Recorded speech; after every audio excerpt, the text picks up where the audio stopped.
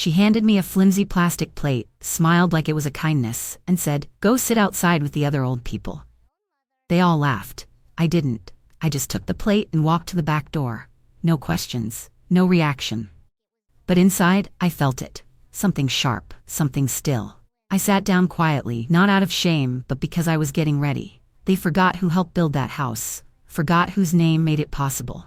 I didn't yell, didn't make a scene. But when I stood back up, the air in that room shifted. And they knew.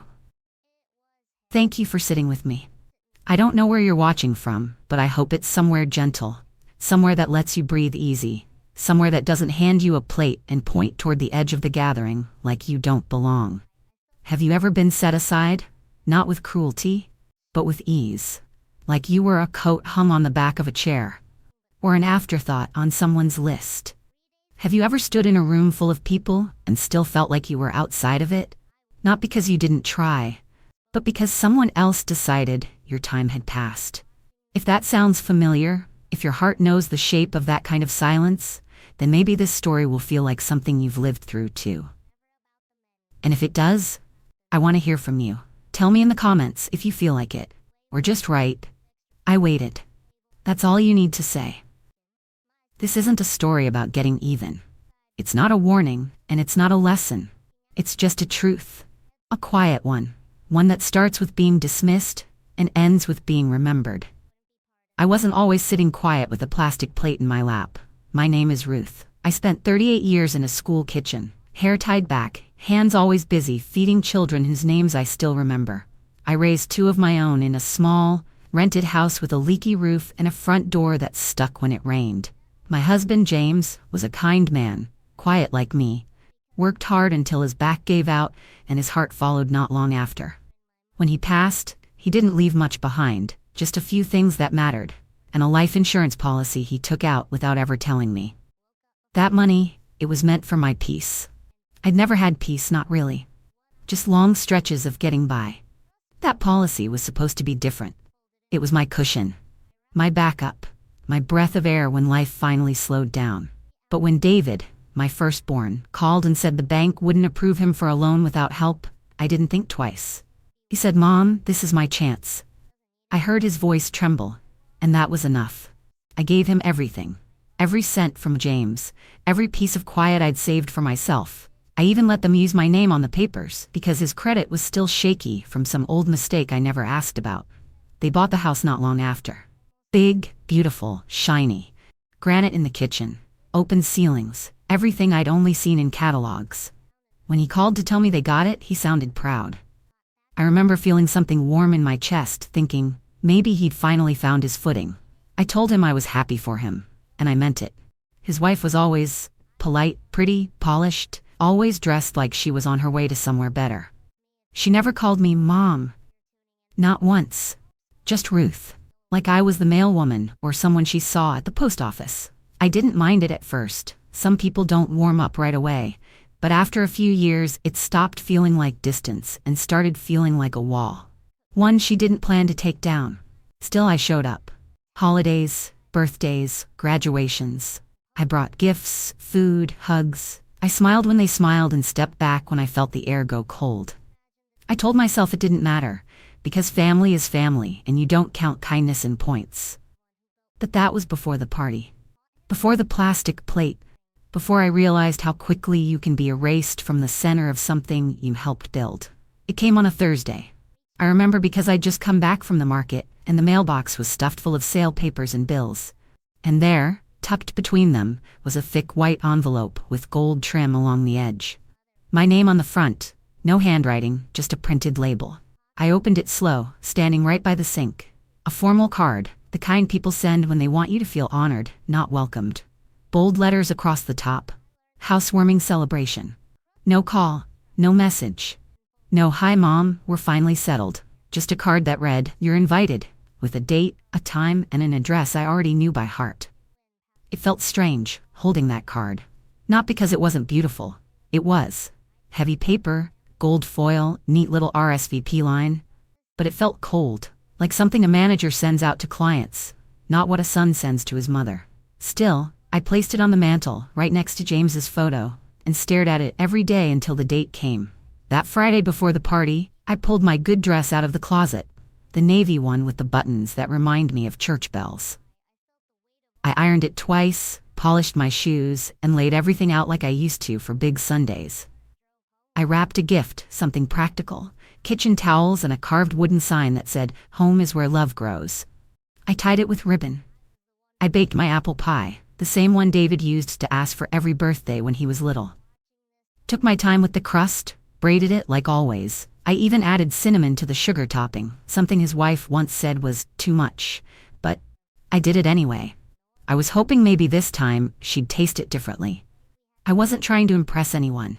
I just wanted to show up the way I always had, quiet, kind, with something in my hands and hope in my chest. Maybe they'd say, "We're so glad you're here." Maybe, just maybe, he'd take a moment to say, "Thanks, Mom, we couldn't have done this without you." Even if he said it with a laugh or a nod, I would have taken it. Anything true, anything warm. But that morning, as I was getting dressed, something in me tugged. Not loudly. Just a little nudge in my chest. A quiet warning I couldn't name. It was the same feeling I'd had once when a storm rolled in, but the sky stayed blue. Calm on the outside, but something shifting underneath. Sometimes your bones know what your heart refuses to believe. And I should have listened, but I didn't. I buttoned up my dress, slipped on my shoes, and carried that pie like it still meant something. Because at that moment, I still believed it did. I pulled up just before sunset.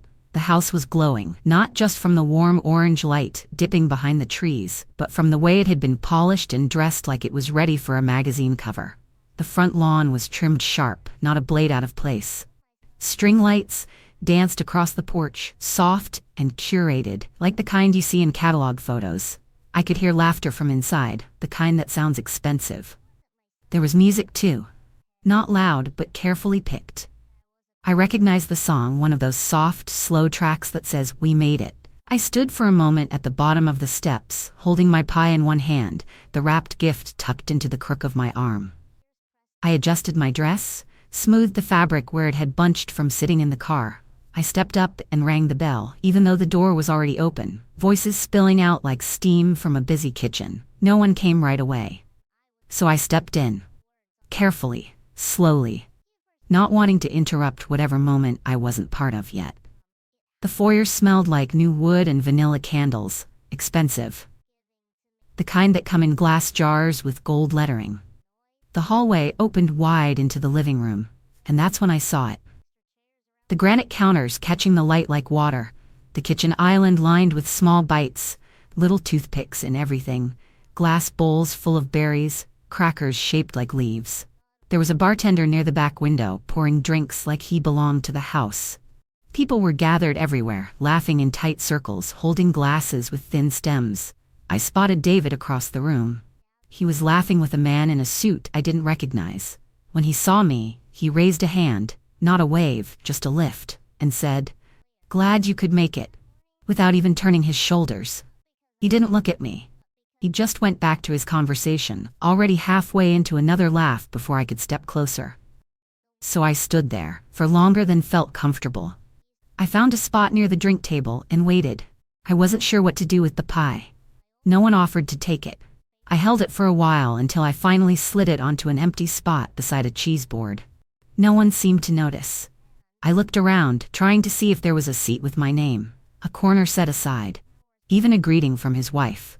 She finally walked over, drink in hand, nails painted pale, hair tucked perfectly behind one ear. She didn't touch me, just smiled with her mouth, not her eyes, and said, "We set something up outside with the other seniors." She said it like it was a favor. Like I should be grateful they hadn't forgotten to include me at all. Then she turned and walked away before I could answer. And just like that, I understood. I wasn't there as a mother. Not as someone who'd helped pay for those granite counters or sign the papers that made that porch theirs. I was there as decoration. The kind you place near the edge of a room, just close enough to nod at, but never close enough to hear. And the place they'd made for me wasn't even in the house. She came back a few minutes later with a plate in her hand, smiling like she was doing me a favor. It wasn't ceramic, not even close. It was one of those thin, bendy ones you buy in packs of 25. The kind that sag when you put too much on them. Not even the sturdy plastic kind you use for barbecues. Just something light, disposable, forgettable. She held it out like it was enough, like it matched everything else in that beautiful house, and said, "There's more food inside, but we already fixed some for you." She handed it over before I could answer. A paper napkin sat on top. The edges of the food were already curling from sitting out too long. A scoop of cold pasta salad, a bit of dry chicken, and something meant to be quiche, but it had collapsed in the middle. She turned before I could say anything and called out over her shoulder, "We've got a chair for you out back." That was it. No invitation. No, let me walk you there. Just a plate, a napkin, and a finger pointed toward the door, like I was being directed to a waiting area. I walked outside. Slowly. Not because I needed to, but because moving too fast in a moment like that feels like giving in. The patio was nice. Lights strung across the fence, soft music still drifting through the glass, but the seating was an afterthought. Folding chairs lined up along the fence, some with sagging seats, none with cushions. There were 3 others out there already. Quiet, staring down at their laps or watching the sky like they were trying to stay out of the way. We didn't speak. Not because we didn't want to, but because we all understood something without needing to say it. We looked like forgotten luggage, tucked away where we wouldn't ruin the picture. Set aside like afterthoughts, too old for the main table, too close to the past to fit the party. I sat down carefully, the chair creaking under me. Balanced the plate on my knees and picked at the food. It was cold, bland, like it had been cooked for someone else and left behind. I listened to the music rising and falling inside. Heard the laughter, the clinking of glasses. Then someone raised their voice above the hum and called out, "Let's raise a toast to doing it on our own." And they all cheered. Glasses clinked. Laughter echoed through the windows. I sat with the plastic plate in my lap and blinked. Not even a word of thanks. Not even a glance my way. They toasted to doing it on their own. And my breath caught. Not loudly. Not enough for anyone to hear. Just enough for me to feel it, sharp in my chest. I didn't flinch. I didn't cry. But inside, something cracked, clean and quiet, like a thread finally snapping loose after being pulled too tight for too long. I sat there on that folding chair with that plastic plate going cold on my lap, and all I could think about was the day he called me. It had been early spring, and I was just coming back from the store, bag still on the counter, when the phone rang. His voice was trembling. Not rushed, not angry, just small. He said, "Mom, they won't approve it without someone to co-sign. They said my history's not strong enough, and I've already tried everything. I just need your name, just your name." I remember holding the phone tighter, because I could hear the weight in his voice. And when your own tells you they're drowning, you don't ask for paperwork. You reach. He didn't even ask for money at first. Just said he needed a signature, something to help them get started. I didn't hesitate. I said, of course, like it was already decided, like I was lucky just to be needed. But the truth is, I did more than sign a paper. I gave him $42,000. That money wasn't sitting in some easy little pile. It was from James, from the policy he left when he passed. My husband hadn't left me with much, but that money was meant to be my breathing room, something soft beneath me for the years ahead. I used to think I'd finally get my teeth fixed with it. I'd been putting it off for years, always choosing bills or groceries instead. I thought maybe I'd replace the mattress that still squeaked every time I turned over. I even dreamed, once or twice, of taking a train trip somewhere quiet, where the mornings start with coffee on a porch and the nights end without worry. But I gave it to David. All of it, quietly, without conditions. Because I believed I was building something with him. Not a house, a future. Something we both could feel proud of. I filled out the forms, I met with the bank. I sat across from strangers who looked at me like I was a supporting document, not a person. I signed my name with a pen that shook in my hand. I remember asking him softly, "You're sure this is what you want?" And he said, "Mom, this is everything." So I gave him everything I had left. He never asked me how I'd manage afterward. Never wondered what I was giving up. And after the papers were signed and the money cleared and the house was theirs, he didn't say thank you. Not once. Not in a call, Not in a card, not even in passing. He just moved in, settled in, and never looked back. And I told myself, it didn't matter. I told myself love doesn't keep receipts. But as I sat in that chair with a flimsy plate of cold food, watching him through the window raise his glass in a toast to independence, I realized something I hadn't let myself say before. That wasn't just a down payment. That was my peace of mind. And he spent it like it was spare change. The sun had started to dip lower by then, casting long shadows across the backyard. The string lights flickered on overhead, trying to make the evening feel magical, but out there by the fence, under those lights, everything felt far away. The food on my plate had gone stiff. The laughter inside grew louder, warmer, almost like a heartbeat I no longer belonged to. I sat still, hands folded, watching through the windows as they passed around wine, shared stories, clinked glasses. My son was in the center of it all, smiling wide like nothing in the world had ever been handed to him. Like he'd climbed some great mountain with nothing but his own will. And I just sat there, steady, breathing slow, until I heard a voice. Soft, small, full of confusion. "Grandma?" I turned my head, and there she was, my youngest granddaughter, standing just inside the sliding door, barefoot, one hand pressed against the glass. She looked at me like I wasn't where I was supposed to be. Like seeing me outside while everyone else was gathered inside didn't make sense. She slid the door open, stepped out without hesitation, and walked straight to me. I set the plate down beside the chair, cleared my lap, and she climbed right up without saying another word. Her head rested gently against my shoulder, and I wrapped my arms around her like I'd done 100 times before. She whispered, "Why are you sitting out here?" I didn't know how to answer her right away. I didn't want to tell her the truth, not because I couldn't, but because I wasn't sure how to put it into words a child should ever have to hear. So I ran my hand gently through her hair, let the silence sit for a second, and then said, "Sometimes the people who build the home don't always get invited in." She didn't ask what that meant. She just held on tighter. And something about her warmth, the way she didn't question my place, the way she saw me even when others didn't, it did something to me. It was like someone struck a match in a room I hadn't realized was dark. All the moments I'd swallowed. All the times I stayed quiet. All the sacrifices I'd brushed off like they were just part of the job. They came to the surface. And sitting there, with that little girl tucked into me like I was still somebody worth holding close, I made a quiet decision. I wasn't gonna let them pretend anymore. I wasn't gonna sit on the sidelines while they rewrote the story without me. I'd given too much, stayed silent too long.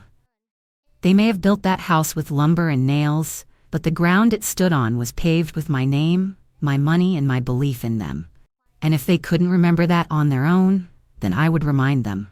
Not out of anger, not to shame them, but because the truth has a place in every home. Even the ones that forget who turned the lights on first. When she finally drifted off to sleep in my arms, I held her for a few minutes longer, just breathing with her, letting the warmth of her small body remind me that I still mattered, even if the rest of them had forgotten. I kissed her hair, whispered that I loved her, and gently stood, careful not to wake her, as I placed her back inside with one of the aunts who barely noticed I'd returned. Then I turned toward the living room. Toward the laughter, the music, the toast still being passed around like candy at a wedding. I stepped inside quietly. Not one head turned. No one noticed that the wind had shifted. I moved slowly through the room, weaving between conversations, between polished shoes and loud voices, until I reached the table with the drinks. Rows of crystal and tall-stemmed glasses waited in neat order. I didn't grab a plastic cup. Not this time. I picked up a proper glass, something weighty, something that sounded real when you set it down. I took a breath, deep and full. Then I lifted it in one hand and tapped the side with the edge of my ring. Gently. Once, twice. Just enough to carry through the hum of the room. The tapping didn't sound loud, but somehow it cut through the music like a bell. One by one, heads began to turn. The music dimmed, and the room settled into a hush. I didn't shout, I didn't raise my voice. I just stood there, holding my glass, looking at all those eyes now fixed on me, and I spoke. "Thank you for coming to this beautiful housewarming," I said, and I meant it. My voice was steady, my back straight, especially since this house wouldn't exist without me. You could have heard a wine drop. My son's smile cracked just slightly, and I saw the truth crawl up his face like a slow shadow. His wife's grip on her glass tightened. Her lips parted, but no sound came out. A few people shifted where they stood, unsure of whether to look away or lean in. I didn't blink, I didn't rush. I let the words settle into the walls, into the corners of the room where truth likes to hide. I gave the down payment, I said, plain as day. From the life insurance your father left me. The loan, approved because of my name. The house, made possible by the years I spent working while you slept safe, dreaming. I didn't speak in anger, I spoke like someone pouring water into dry ground, letting it soak, letting it be known. I saw the look in David's eyes, that blend of guilt and realization. He wasn't prepared for this. Not in front of everyone, not after the stories he'd been telling. But I wasn't trying to embarrass him. I wasn't trying to ruin the night.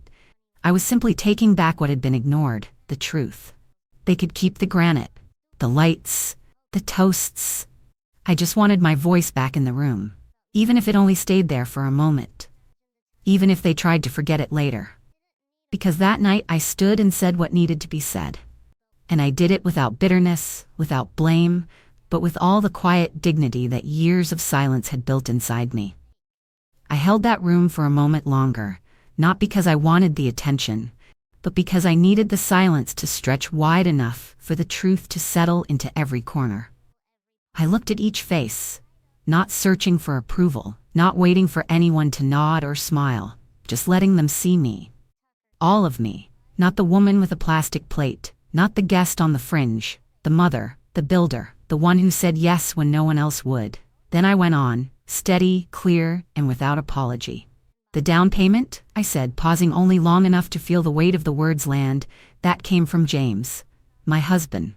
The man who spent his life making sure his family had something to hold on to when he was gone. The life insurance he left me, I didn't spend it on myself, I gave it to you, every dollar. I didn't look at anyone in particular, not even my son. I kept my eyes moving slowly, letting them rest where they needed to, letting the truth sit with everyone. The approval for the loan? That was because of me. Because my name meant something to the bank. 35 years of paying bills on time, of choosing lights and food over vacations, of saying no to myself so I could say yes to my children. Someone coughed. A chair creaked. I could see people shifting, uncomfortable now, unsure of what to do with the story they'd never been told, the one they were standing in the middle of but had never bothered to ask about. My credit, I continued, not louder, just firmer, came from living without, from turning down new dresses, from patching what was worn and saving what little I had. So when the time came and he needed a home, I gave him the best part of what was left of me. The room was still. All that curated music, the catered trays, the string lights and fancy drinks, none of it made a sound now. Just my voice, simple and true, filling the space where my silence used to be. Then I said it. The line I hadn't planned, but the one that came up from my bones like it had always been waiting. Next time, I said, when you raise a toast, when you seat your guests, when you hand out plates and pick who gets to sit where, remember this, the ones who lay the foundation deserve more than a plastic plate. I didn't raise my voice, I didn't cry, I just placed the glass I was holding down on the nearest counter, carefully, like it mattered. Then I turned. My steps were slow, but firm. My back straight, I didn't look over my shoulder, I didn't need to. Some moments don't need to be watched to be remembered. I walked out with nothing in my hands, nothing but my pride. And that, after everything, was more than enough. The air outside felt different the moment I stepped off their porch. Lighter in a way, but not kind. It was the kind of air that follows a long silence, the kind that brushes against your skin and reminds you that you've just told the truth, and the truth doesn't always wrap its arms around you after. I walked to my car without rushing. Opened the door, sat down behind the wheel and let my hands rest there for a minute before I started the engine. The keys felt colder than usual. The drive home was quiet. The kind of quiet that doesn't press on your ears but sits in your chest. The roads were mostly empty, streetlights blinking softly, one after the other. I kept both hands on the wheel, eyes steady. I didn't replay the words I'd said. I didn't try to guess what their faces looked like after I left. I didn't let my thoughts circle back to what might have happened if I'd stayed. I just drove, slow and steady, letting each mile put a little more distance between me and the version of me they thought I was. When I got home, the house greeted me like it always does, still, familiar, full of a different kind of silence. The good kind. I took off my shoes by the door, hung up my purse, and walked into the kitchen where the lights hummed low and warm. The pie was still sitting in the back seat, carefully wrapped, untouched. I brought it inside, lifted the foil gently, looked at the perfect crust I'd braided with care, the sugar I'd sprinkled just right across the top. I didn't eat it. I didn't even cut into it. I just covered it again and placed it in the fridge. I baked it with love, brought it back in silence. Then I turned on the kettle, filled my favorite mug with hot water, and let the tea steep while I changed into something soft and wrapped a blanket around my shoulders. I sat in my chair by the window, the one James used to read in, and held the mug between both hands, letting the warmth settle into my fingers. I didn't cry, not a single tear. There was nothing left to mourn, only something to accept. That wasn't the first time I was dismissed. It wasn't the first time my name was left out of the story, or my place pushed toward the back of the room. But it will be the last. Not because I've stopped loving them, not because I've hardened my heart, but because I've remembered who I am. And I don't need a seat at someone else's table to feel whole anymore, especially when I built the table to begin with. If you've ever been made to feel small in a room you helped pay for, if you've ever been handed something flimsy after giving something sacred, then you already know what that night felt like. You already know what it means to sit outside, not because you're uninvited, but because someone decided you didn't quite fit inside anymore. And if you do, if any part of this sounds like something your heart remembers, then tell me. Write it below. Or just write, "I stood." That's enough for me. And if you're watching this quietly, maybe even alone, I hope you know, you're not forgotten, not by me. If this story stayed with you, if it made you feel seen, then take a moment and subscribe. I'll be here, sharing the truths others like to whisper about, and you're always welcome to listen.